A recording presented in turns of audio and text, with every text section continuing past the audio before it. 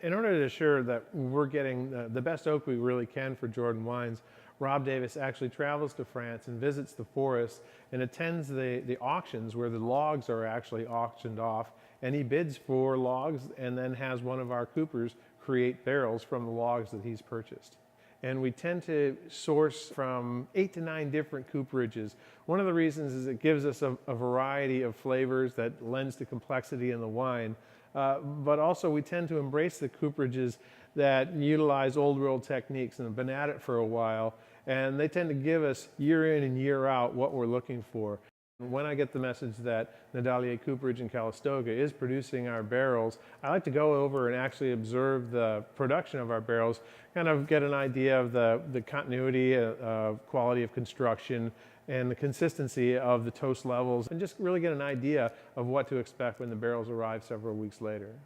Before the wood can be constructed into a barrel, it's essential that it is seasoned for 2 to 3 years before it meets the cooperage. One of the reasons is that helps to leach out some of the more raw and recognizably woody flavors, but also allows microbes to access the early wood or the grain. And what that does is then allow the wine to seep in there and extract those most delicious extratives that we like, the vanillin and so forth. Once the seasoning is done, the start of construction of a barrel is that the staves are joined and planed. Then they are assembled by the master cooper, which is called raising the barrel, where the staves are actually held by hand into a hoop and the form of the barrel is constructed as he adds a stave, up to about 30 staves plus or minus. Every barrel is different, but using a pattern of thick, thin, medium, thick, thin, medium, so that the stresses are dispersed equally around. Once the barrel is raised, it's actually in the shape of a flower, where there's a circle on one end and all the stave tips are pointing out towards the other like petals. The flower petals are then formed with a cable drawn in to form the other end of the barrel. Now the barrel is symmetrical on both ends. Then the hoops are added. That's the time that the barrel is then toasted. At Nadalier, toasted right over an oak wood fire. There are many methods of toasting.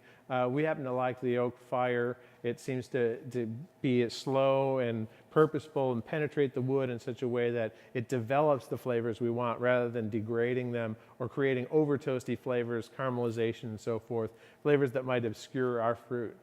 The barrel is toasted, it can be rolled out, the bung hole drilled, and the head started to be shaped and formed. Each barrel is ever so slightly different, so the head has to be formed for that particular barrel. Once the barrel is complete, the heads are fitted and so forth, it's sanded, and then brought over to the QC department. It needs to pass test 1. Test 1, does it hold liquid? And with the wood being a natural product, not all of them do right away, and sometimes they need patching. And that process basically is pressurizing the barrel with a little bit of warm water in it, looking for the leaks, and then doing another master cooper's job, which is patching grain leaks. Once the QC is effectively finished at the cooperage, that's when my quality control part starts.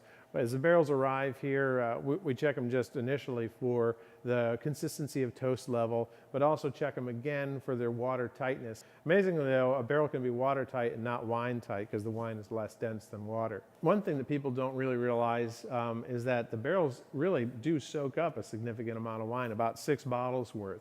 And so one of the things that we notice is that the very first fill gives a lot of the toasty and new barrel and a lot more barrel impact components. The second fill is really my favorite, where it delivers more of the vanillin and to me the most delicious and well-balanced flavors. Then the third fill, what we use so that we don't have too much oak flavor, we still want to have the entire vintage barrel aged, but the third fill is what we call a neutral fill, and we use that for evaluating vineyard blocks and so forth. But it also just allows the wine the elegance of barrel aging without over oaking.